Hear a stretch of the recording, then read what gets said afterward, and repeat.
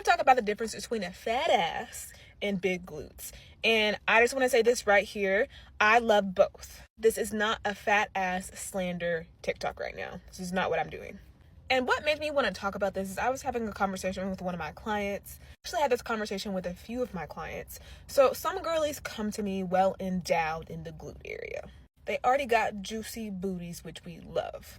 However, sometimes when we start training the glutes, sometimes they're like, well, I don't know if I really need this. I already have a big butt.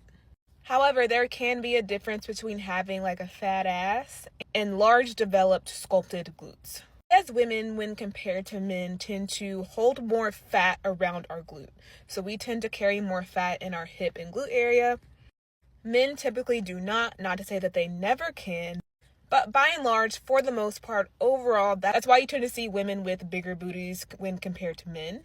And then men also tend to not train their glute muscles as much. So sometimes when women have big booties, it's not necessarily that they have large glute muscles themselves. They just carry a lot of fat around the glute muscles.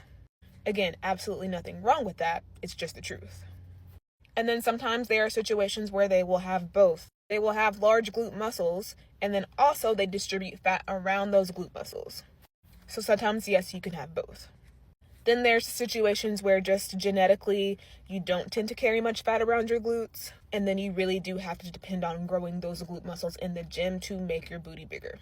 Now, if you fall in the first category and you don't necessarily have big glute muscles themselves, but you carry a lot of fat around your glutes, you still need to train your glute muscles.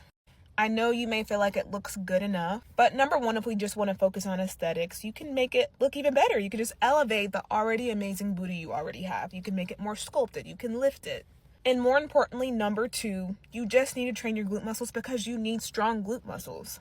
The glutes are the biggest and most powerful muscle in your body. You use your glute muscles for so many daily functional actions. So yes, even if you already have a big booty, you still need to train your glute muscles. So that is why when you train with me, even if you already have a big old booty, we also want to make it strong. We also want to make it powerful. And then it's just a cherry on top when we can make that booty look even better than what it already does.